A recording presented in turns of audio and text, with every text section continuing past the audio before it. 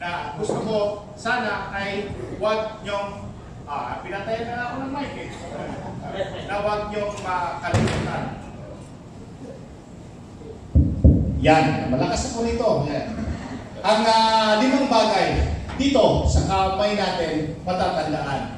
Kung uuwi kayo mamaya, itong 5 bagay, yung mga bagay na sa aming pagsasama ng inyong mga kasama dito, katulad ni Soler, na-realize na napaka-importante bilang engineer, bilang isang public servant, bilang isang tao na naghahanap ng kontribusyon.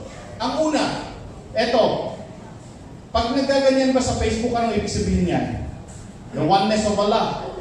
Yes? Di ba? So, ang una na kailangan natin matandaan, it is nagsisimula ito, 5 bagay nagsisimula sa letter C. At kailangan matandaan nyo, pati dito sa taas, itatanong ko kung ma-memorize nila ang 5 bagay. Ha? Pagkatapos ng speech ko. Ang una is C, which is character.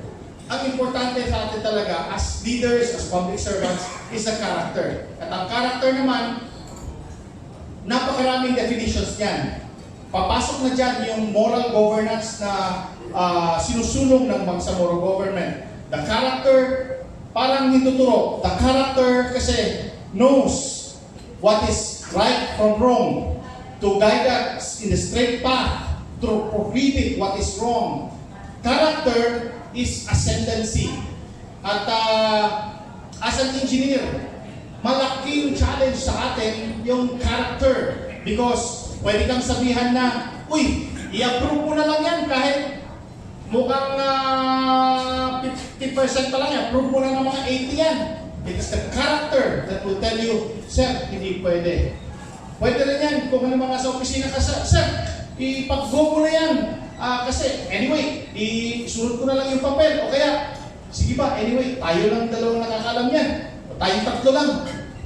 Character will tell you na hindi pwede yun. Character will tell you, secret naman ito. Itong 3 tayo, secret. May nagsabi sa akin, basta 3 na, hindi na secret. Actually, kahit 2, hindi pa rin secret. Kahit mag-isa ka lang, hindi pa rin secret kasi alam ng Allah Ta'ala. So, character is number 1. Sa Japan, they don't give tests. Ang unang dinedevelop muna is the character. And alhamdulillah, as Muslims, those who practice praying, the discipline, develops the character of patience, sabar, and going on the straight path and prohibiting what is wrong. May isang beses na may isang case, sinabi ako, sir, eto, sabi niya parang parang questionable itong document. Sabi ko, kawawa naman si Juan. Sige, okay na lang yan.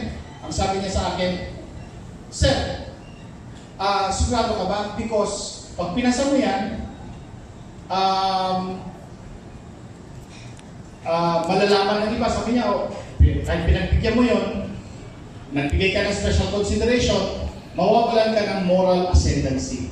At doon ko na-realize na very important yung moral ascendancy. Moral ascendancy to govern a government, a private, or even a voluntary organization. People will follow you because they believe in you. But if they see in you that you are not following your own character, then they will lose hope. And that's why in PICE, in our offices, it is important that we maintain the moral ascendancy to govern. Nasabi niya, well, he lives by what he says. So that is number 1. Kaya sa Bangsamoro, I agree with the Bangsamoro that yes, there should be moral governance to the best of our abilities. Number 1. Number 2, sa gitna is competence. The competence is what is important as engineers because as human beings, parang kamay na ito. Lahat naman ng tao may kamay. Pero may mga kamay na marunong maghawak ng martilyo. May mga kamay na marunong magmasa ng semento at magfinishing at magpintura. You need skills and contribution. Napakaraming kamay sa buong Zamboanga, Basilan. Pero pag maghahanap ka ng mason, karpentero, electrician, may mga limitado mga kamay lang ang meron. Kaya kung konti lang yung mga tao na may ganung kamay, competence, mas mataas yung value nila. Kaya importante sa PICE na tulungan natin yung ating mga engineer to develop their competence for them to become better. Well, yung iba, sabi niya, na ayoko na mag-attend ng PICE. Actually, napaka-importante yung PICE because PICE, the objective is to develop the competence, the professionalism of the engineers. It will link you to the latest technological advances, to the latest practices in engineering. Kaya tayo as officers ng PICE, responsibility natin to pull them in. But of course, importante din yung value-adding proposition natin. As PICE, what can we offer them? They will always ask, para sa ano ba? Baka may contribution pa yan para mag-attend. That is why we will try our best to make something, an event that adds value to them. And competence, surely, competence in the practice of engineering, technical competence, the use of the knowledge. Because once we graduate from college, that is just knowledge. The real skills happens in practice or through continuous studying and experience. So knowledge and skills. So yun yung competence na very critical. Lalong-lalo natin sa mga Muslim. Lalong-lalo na sa panahon ngayon ng Bangsamoro. Meron na tayong black grant. Hindi na pinag-uusapan ngayon kung magkano ba ang pondo natin. Kasi may black grant na. Actually, sa ngayon, alhamdulillah, hindi na pumapatak, bumubuhos na. At ang problema, kung wala tayong competence, parang baso lang ang hawak mo sa ulan. Konti lang ang resources na pwede mong mainom at maibigay sa ating mga komunidad. Competence is the balde or is the rain catcher that will allow us to gather the resource and give it to our people. The issue right now is if we have the absorptive capacity to convert this money into projects on the ground. And we need more engineers. Okay pa dito sa Zamboanga, safe, but we need more engineers down in the field. And that's why we have to improve our competence. The issue namin nga doon sa Bangsamoro is that marami. Parating na yung black grant, meron pa tayong 2019. Next year, meron pa tayong black grant. We need more engineers with competence and young people who have graduated from civil engineering but are not practicing. You apply, inshallah, next year, para kang may job fair. Sana maging active yung mga PICE because once magkaroon na ng job fair next year, it is a once-in-a-lifetime opportunity na hindi ka na maghihintay ng mga tao na mag-retire because ang daming mga bakanteng mga items na pwedeng applyan. And next year is a golden year for building and working. But of course, you must improve your competence. That is number 2. Dito, ang tawag dito is ring finger. And ring finger, when you get married, you have a ring. You network. So, ito is connection. Your connection to your wife, to your family, to others. C, this third C, connectivity, connection is very important because as engineers, you do not do the work. You do it through the laborer, through the foreman, through the electrical engineers. You do it with coordination with the communities. As an engineer, it is very important for us to connect. And you not only connect with your mind. Hindi pwede sabihin mo, foreman, gawin ko. You have to connect with your heart. You have to connect with people from other fields, from the communities. Kaya nga, the only way for sustainable development for engineers is to connect with the barangay chairman, kay mayor. Kasi kung diretso ka lang mag-implement, hindi ka rin dumaan sa kanila, kaya minsan pinupukpok yung engineer, kaya minsan hinaharas yung engineer. It is very important that we connect with them to make them realize that what we are doing is for their best interest. While I was secretary, I did a social experiment. I learned from the AIM. In that experiment, the definition is transformational leadership. Transformational leadership is defined as the leadership that you do not waste your time in going against your opponent. Pag may isang barangay chairman na nag-oppose, pag si mayor nagsabi, uy, asan ang akin dyan? Pag may isang armed person, sabi niya, uy, huwag kang gumawa ng daan. And we have experienced a lot of this, not only in Basilan, including Lanao, Maguindanao, Sulu, Tawi-Tawi. And I have experience with that. If you do transformational leadership, your principle is to try to convince your opponent or the objecting party that what you are doing is for their best interest. And if they are convinced with that, then they will open the gate from the inside. Kung sinarado nila yung gate, sinarado ang pinto, kasi ayaw nila mag-construct ka, ang mangyari yun sisipain mo yung pinto, sisirain yung gate. But that requires a lot of energy, it puts you in danger. But transformational leadership is the concept where you go to their mind and heart and convince them that what you are doing is for their best interest. And that will transform their mindset. And that is connection. Meaning, you connect with the mind and you connect with the heart. Case in point sa Lanao del Sur. In Lanao del Sur, you intrude by 1 feet of right-of-way, they will charge you for right-of-way. They will fight cases with the regional trial court based in Malabang for mandatory payment of that right-of-way. Ganun sila katindig, ganun ka talino. But then, if you are able to convince the people that this is for you, na pag magawa itong daan, itong 500 per square meter na lupa mo, pag nagawa itong daan, maging 5,000 na yan, then sabi niya, uy, please do, kunin mo pa.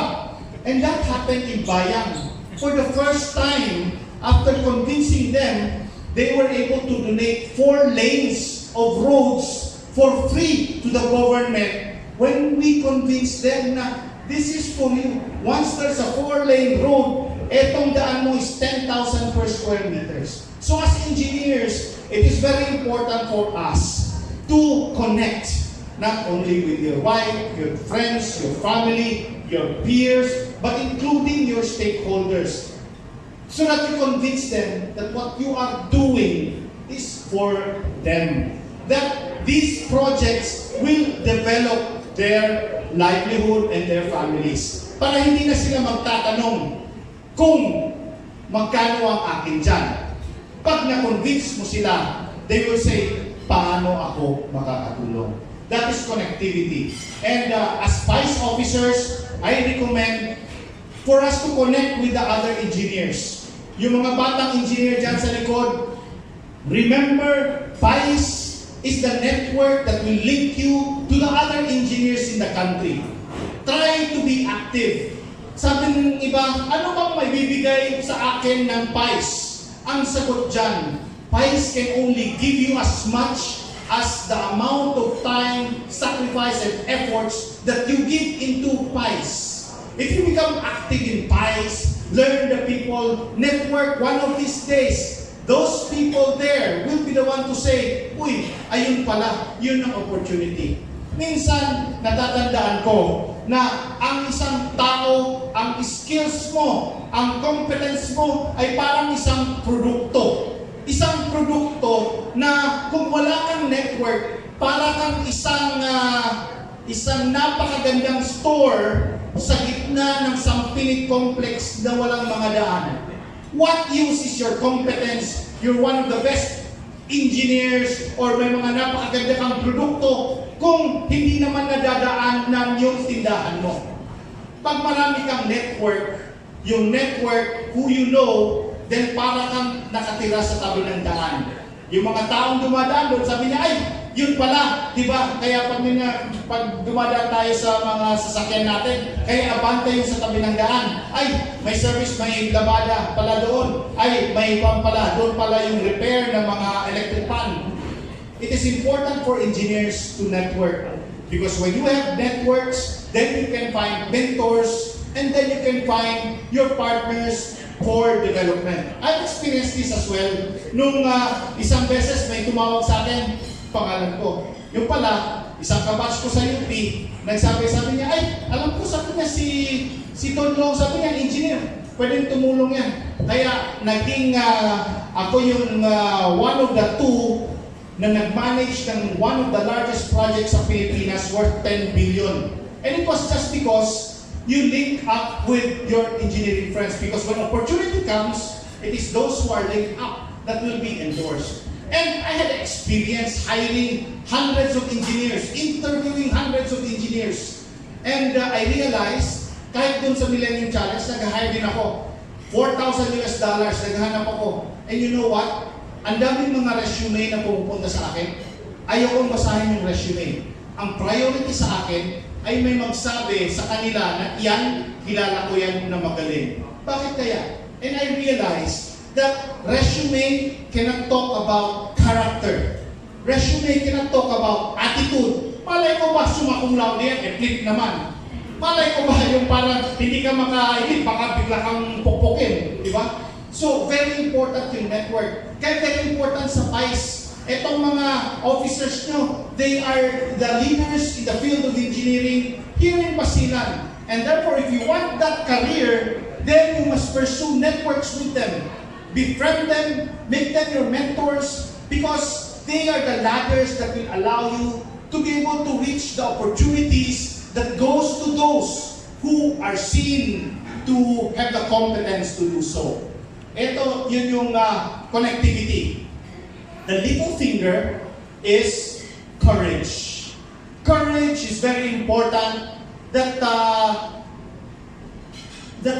shows people, katulad natin sa mga taga-isla. Tayo ay mga mangingisda. Tayo ay mga seafarers. Hindi pwedeng maging seafarer kung ang isang tao ay walang courage. Kasi kung nakabangka ka lang, tapos malayo na, you won't dare lose sight. Oh, pinapatapos na ako. Pero hindi tayo nakutin. You won't dare lose sight of the shore. Anyway, nandito. At panghuli yung dito. No? So malapit na tayo matapos. This little finger is courage. The courage to be able to dare to do things. Maraming tao, may character ka nga, magaling ka nga, may connectivity ka nga, pero kung walang courage, hindi ka pupunta.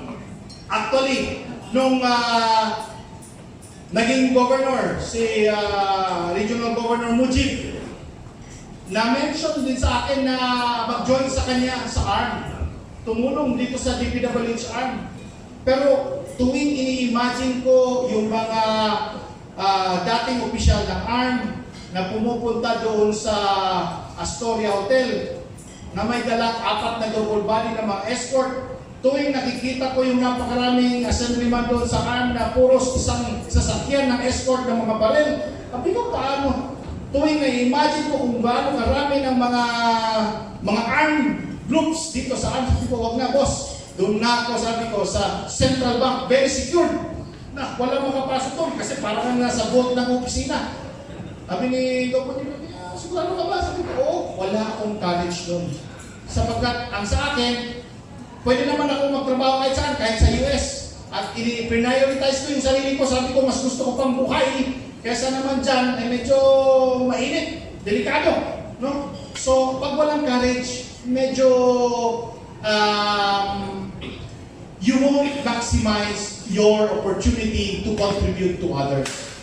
Na-realize ko lang, nung nasa summer ako, ang mga contractor pala na may, yung contract niya 2.5 billion, edi may inspection. Pag pupunta ka mag-inspection, pagkain yan, unlimited prawns, crabs, tatlo yun. 220 kilometers ang haba. So ilang araw, pag pangatlong araw, hilong-hilong ka na sa crab, pero eat all you can pa rin. Kain pa rin ako. Sa pangatlong araw, pagkising ko ng alas 2, namanhid na yung kamay ko. Tapos parang may nararamdaman ako. Sabi ko, napakaraming crabs kasi doon. At saka yung nag-steak pa ako the night before. Tapos parang pag hindi na ako makalakad. Tapos sabi ko, parang stock siguro ito. Sabi ko, goodbye na ito. Doon ko na-realize. Sabi ko, sayang ang biodata ko. UP engineer, nag-aral sa US, nag-aral sa UK, nag-train ng AIM. Pero takot umuwi sa sulok. takot dahil sa mga baril, takot pumunta sa arm. Sabi ko, oh Diyos ko, pagbigyan mo pa ako ng chance, inshallah sabi ko, babalik ako sa amin, tutulong doon. Kasi alam mo, na-realize ko, doon sa Samar, kung doon ako namatay as engineer, ang pinaka-worry ko, walang iiyak dito na taga-army. Tapos, ang masama pa doon, yung doon sa Samar, wala pa rin nakakakilala sa akin. Wala rin iiyak sa akin. Tapos, ang masama pa doon, yung mga anak ko, yung yaya na tumutulong, yung pamangkin ko doon, yun yung tinatawag nila tatay. Kasi ilang buwan, 4 na buwan ako hindi nakaka-uwi. So sabi ko, after 1 week, nag-resign ako at yun nga, tumulong ako, naging asset ng army. So, courage is very important. Doon ko na-realize, nung pwede ka palang mamatay dahil sa alimango, dahil sa lobster, dahil sa crabs, doon ko na-realize na nasa Diyos naman. Kumbaga, kahit sa Central Bank ka nagtatrabaho, pwede ka pa rin matay sa pagkain. So, kayo na nagtatrabaho sa pinaka matinding mga lugar, katulad ni D. Soler na 3 beses nang natagpunan ng Granada, yan yung may courage. Palakpakan naman natin ulit si D. Soler. Yan yung may courage na kahit na yung iba nun, pag matapunan ay nandun na sa Central Bank ng mga opisina. Pero ganyan yung mga tao ang kinakailangan natin para umunlad at magkaroon ng development dun sa mga lugar na pinakakinakailangan. So ito, courage. Nung ASEC na ako, kasama ko si Yusek Sadain, pagkasama kami ni Soler, isang batalyon kami, 50 sasakyan. Nasa pangatlong sasakyan ako as ASEC. Nasa harap ko yung sasakyan ni Secretary Sadain noon. Nandun yung sasakyan ng mayor ng Sumisip. At nandun yung 2 6x6 na truck. Umikot kami ng Sumisip. Sabi ni Yusek Sadain, gusto kong makita ang source ng tubig dito sa Sumisip. Sabi ng military, ay, Sek, medyo delikado dyan, maraming musaya. So, hindi pwedeng pumunta doon. Ganon din. Mayor, ano? Sabi naman ng mayor, ay, boss, ang daming delikadong lugar dyan. Sabi niya, andyan pa yung kusina doon sa water source. Sabi ni Sexalay, hindi pwede. Gusto ko, as boss, makita yung water source. Ang tindi talaga ng boss ko. Siya, umakyat. Di ba, Dison? Natatandaan mo yun? Baka 2014 siguro yun. Doon ko na-realize, grabe. Yung ibang mga boss, secretary, ay, sige, punta ka na doon. Kung makabalik ka dito, ibig sabihin, okay na yan. Basta asa na report. So, ganun mga courage na na-realize ko kay Yusek Sadain na if we have the courage, then we can allow things to happen. At dahil doon, nagkaroon nga ng water system doon. Isang water reservoir, parang mga 10 cubic ba yun or 15 cubic. So, nung ako na yung secretary, bumalik na kami nun. Gusto kong ipakita na si idol ko, Sexadain, pinunta ko rin, doon na kami sa taas. Sabi ko, eto pala sabi ko, ang pinuntahan ni Sexadain. Sabi ng military, yes sir, dyan no, nag-gero pa rito para lang may lagay yung project na yan, tapos may security. Kami ni Dieseler, ganyan-ganyan naman kami ni Dieseler. Okay, magandang project na ito. Tapos biglang sabi ng sa baba, sir, pwede na yan, mga 2 minutes na kasi baka tamaan na kayo ng sniper kasi hindi pa clear. Ganun ba? Takbo tayo. So imagine mo na, 2 minutes na kami ni D. Soler. Kailangan na namin bumaba dahil sa sniper. Pero gusto kong ma-imagine yung courage ng mga engineers na gumawa ng tangking yun. Kasi hindi sila, kailangan doon, hindi sila pwedeng aalis-alis. So as engineers, yung ating mga trabahador, kaya kailangan talaga may character tayo. We need the competence, we need the connection with our people to be able to do that, and we need to have the courage. Alam mo, kung naman yan, contagious, hindi naman, wala naman tao yung parang sabi mo, courageous, matakot talaga. Isang beses, pinatayan na naman ako. Okay na, yan. Okay pa ba? Kaya pa? Pasensya na. Anyway, hindi na kami boss ni Dieseler, kaya hindi na ako nakaka-speech, kaya swerte na napalakpak naman kayo. Kwento ko lang ito, bago kami talagang wala na sa lipi ni Dieseler. Eh di, dyan sabi ko, courage pala ang susi para sa isang bossing. Ako ay napaka-courageous. So galing kaming Lamitan, inspection kami ni Bisoler, papunta doon sa Akbar, o direction ng Ajun. Okay lang ba di ikwento ito? Okay lang, basta may permission. Okay lang kayo. So, nasa kami, siyempre, alam mo mga boss, kailangan nasa unahan ka.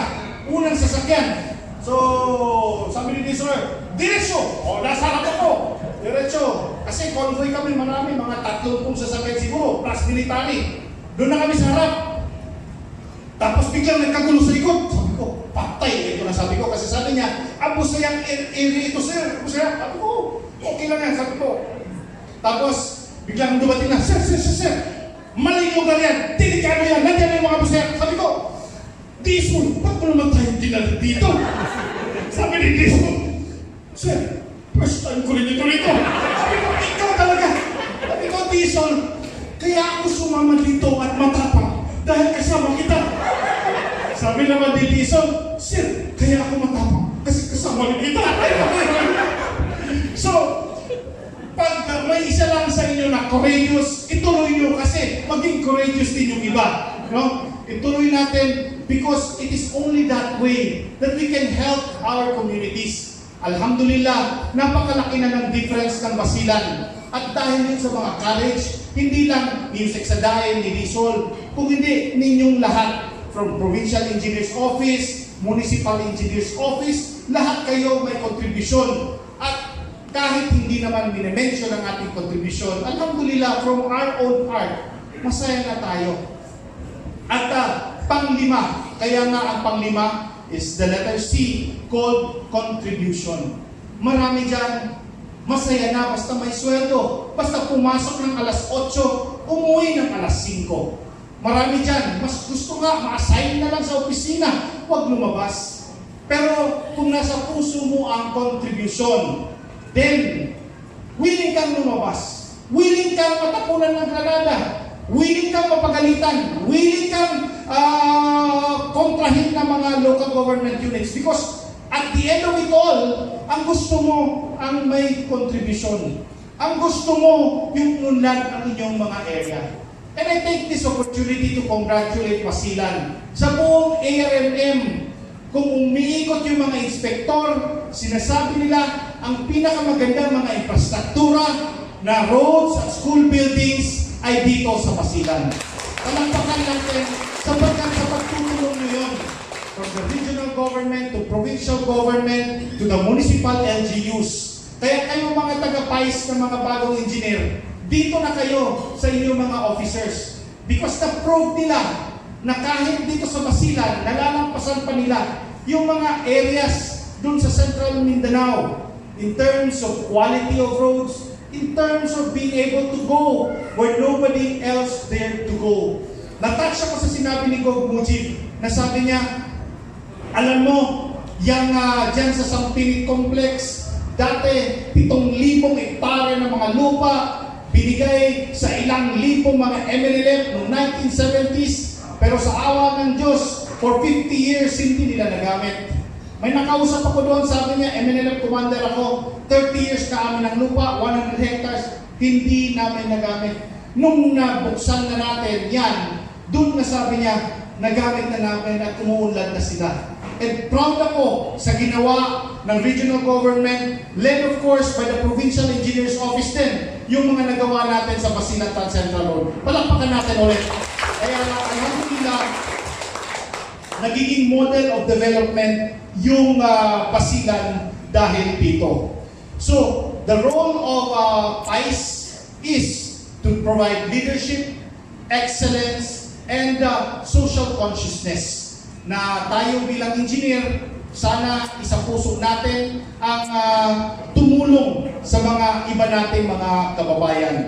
Siguro napag-usapan, bago ako mag-end, naging issue rin naman yung tungkol sa House Resolution 333 na muntik maggawa ng opisina ng DP National dito sa Bangsamoro Region. At alam niyo naman na may resolution yung Bangsamoro Parliament strongly opposing it. Sa aking na personal opinion, actually ako yung isa sa part ng minority na nag-object nun sa strong opposition. Ang sa akin lang naman, sabi ko, baka hindi lang nagkakaintindihan. At ang totoo niyan, hindi lang nagkakaintindihan. Sapagkat ang observation ko, yung dun sa Kongreso, gusto nila lang i-facilitate na maayos ang pagka-implement ng mga proyekto na funded by the national government dito sa Bangsamoro. So, on the other hand, yung mga kasamahan ko rin sa BTA, ang sa kanila naman, what was already devolved, like the public works and highways, should not be removed.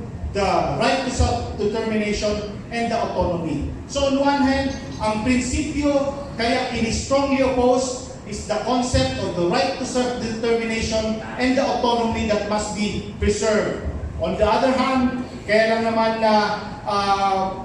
na-mention namin din na importante na makonsider yung implementation mechanisms. Pero tingin ko, nagkakaisa yung implementation mechanisms nila para ma-implement itong mga proyektong ito. Ano ang ibig sabihin nito? Ang ibig sabihin, marami ang gustong tumulong sa Bangsamoro at sa Basilan. Ibig sabihin, malaki ang challenge sa mga engineers ng Basilan. Kasi may proyekto na tayo sa Ministry of Public Works na kailangan yung gawin sa loob ng isang taon, at yung national roads and maintenance din ng national ay gagawin din. At meron ng issue on cash-based budgeting na ngayon na pag pinondohan ng 2020, kailangan matapos ng 2020. So hindi na yung katulad dati, ma-implement ngayon sa loob ng 3 o 5 taon, kailangan ma-implement. So more important na ngayon yung competence sa trabaho, more important na ngayon yung sa connection in relating with other stakeholders. Barangay chairman, huwag ka na mag-oppose kasi 1 taon lang ito. Kasi pag hindi mo natapos ang proyekto na 10 million, 5 million lang nagawa mo, maglalapse na yung the remaining 5 million. So, ang issue na pinag-usapan lang na recently, actually is hindi lang nagkaintindihan, pareho silang tama. On one side, autonomy, right to self-determination. Ibig sabihin, tayo being Bangsamoro must be the one to chart our own course at tayo yung magagawa. Pero may challenge, do we have enough engineers? Next year, maraming application. Do we have enough engineers that will continue this development? And from the national level din, ganun din. Can you implement? Imagine mo kung merong 600 million na infra for next year, ang Basilan, they must implement that between January to December. Kung hindi magawa yon, kung nag-bid out ka ng June, nagawa mo lang 5 million, mag-lapse at hindi na ma-implement yung proyekto. So, I would like to conclude by giving another thing to remember, which is a 5-letter word that as engineers, my favorite saying now is you watch your words, W, you watch your actions, you watch your thoughts, you watch your colleagues and company, and then you watch your habits. But pinaka-importante ron yung company that I want to emphasize. Kung kasama mo lagi ay mga engineers, maging napakagaling na engineer ka. So napaka-importante ng role ng engineer sapagkat kayo ang pag-asa na nagde-develop ng ating mga komunidad. With that, I bid good luck to the officers and men and members of the Basilan